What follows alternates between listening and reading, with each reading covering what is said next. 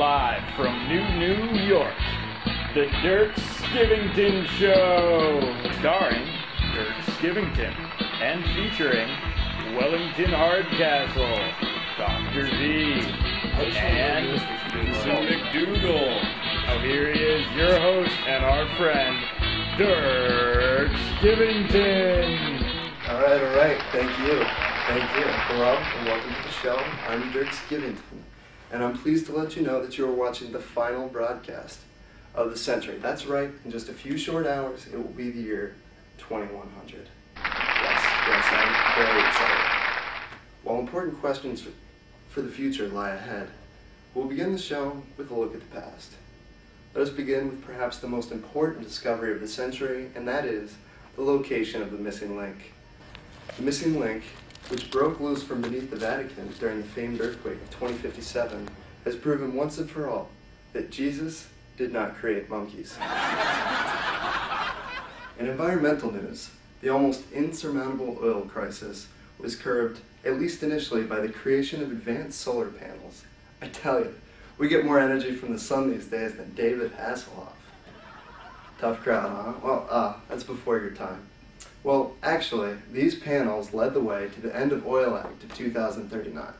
Later on today, we'll have Dr. Vincent McDougal, who will pass that act. And I'm very excited. Shockingly, this solar power was only temporary when in 2084, Dr. Philip Bosnacher finally solved that curious quandary of cold fusion. According to the doctor, a small dose of Mitzo Flats hydropickle was all that was needed. Who'd have thought? It turns out that cold fusion was so easy that even the missing link could have figured it out. Well, of course, with clean, unlimited energy, we're currently going through the process known as global industrialization. Our current population of 23 billion is down from a high of 40 billion, reached in 2042. It appears that the sexual stimulant known as aphrodisia was a bad idea. Well, as can be expected, the increase in population has led to changes in the social structure. Later on in the show, our resident sociologist, Dr. V, yes, the one and only Dr. V, will let us know the effects of these changes and what we can expect for the future. And finally, a very, very special guest for a very special broadcast, ex-President Wellington Hardcastle. That's right, folks, Wellington Hardcastle will be on the show to talk to us about, well, whatever he wants to talk about. He is the president after all. Well, I hope you're all excited for the show, and we're going to cut to a quick commercial break.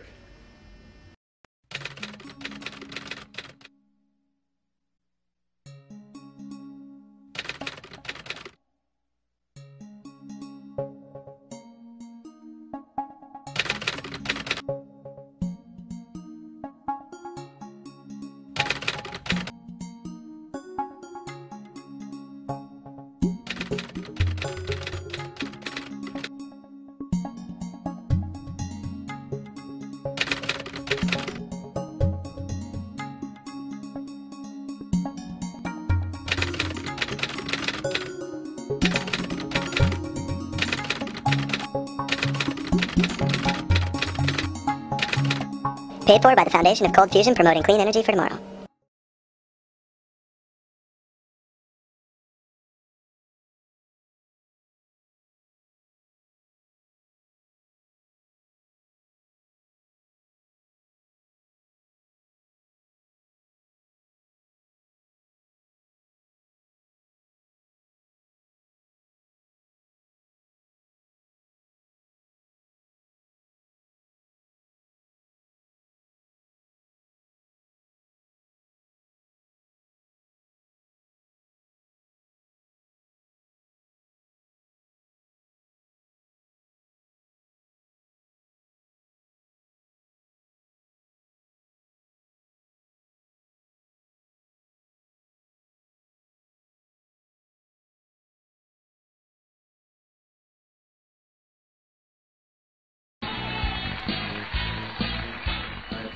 Welcome back, and here for our first guest on the Millennium edition of Dirk, we have our resident sociologist, Dr. V. Doctor, come on the show. Hey, Doctor. Good to see you. Have a seat. Okay, you said that you study inequalities in society, and why do those inequalities exist? Okay, well, there's so many theories about inequality in society. And first, we have Karl Marx, who described inequalities in terms of economic differences. Okay. So there are two classes in society. There's the working class, who sells their labor to the capitalists, who are in charge of the means of production. And there's an exploitative relationship between those two classes because we have the working class who complains about their low wages and so forth, and they complain that the upper class is exploiting their labor. They're making them work longer hours and so forth. Okay. Right. All right. Well, I mean, what else? Is it just Marx, or do we have anyone else? Yes, we have someone else. His name is Max Weber, and he kind of continued on with Karl Marx's theory that economic differences are a cause of why inequalities exist today. Okay. However, he also added that inequalities exist because of differences in class, status, and power. Makes sense. And Max Weber said that status, he defined status as differences in prestige. So those people who have higher educational background have higher prestige than people who have lower degrees of educational attainment. Okay. Okay. And the final theory... There are more? Yeah, there are more. Yes, there are more. We have the functionalist theory that says that inequalities exist because people have different innate abilities and they have different skills. And the people who are the most educated will take over the most qualified positions in society. Okay. So those who are the most educated would be doctors or lawyers and so forth, while those who aren't as educated, I guess, are more of like janitors and the lower paid jobs.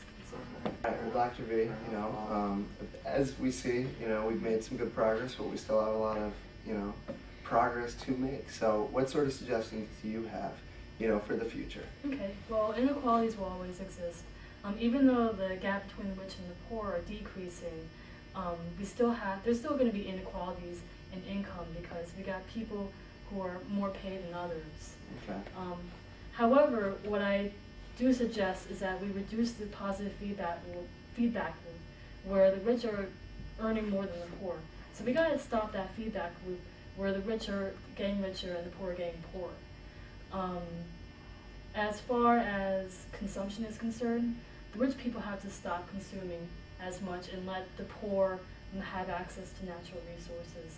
However, the problem with that, as environmentalists have said, is that we have to kind of limit our consumption so that we don't go beyond the Earth's limits. Okay. Yeah. So, All right. As we said before, cold fusion has been great for, reducing this inequality. And thank you so much, Dr. V. It's always great to have you on the show. And just a little glimmer of hope. And coming up next, Wellington Hardcastle.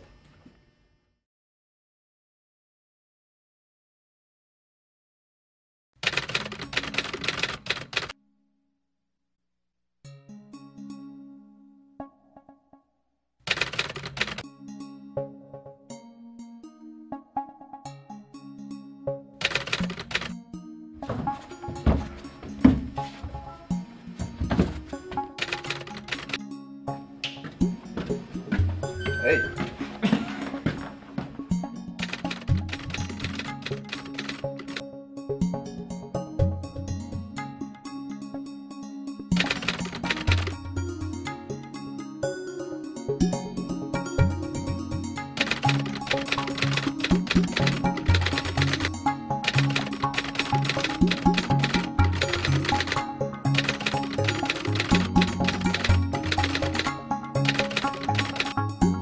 Paid for by the Foundation of Human Genome Research and for people who like people more than monkeys, and for people who like to sit up late into the hours of the night working on philosophy projects and like to have a laugh.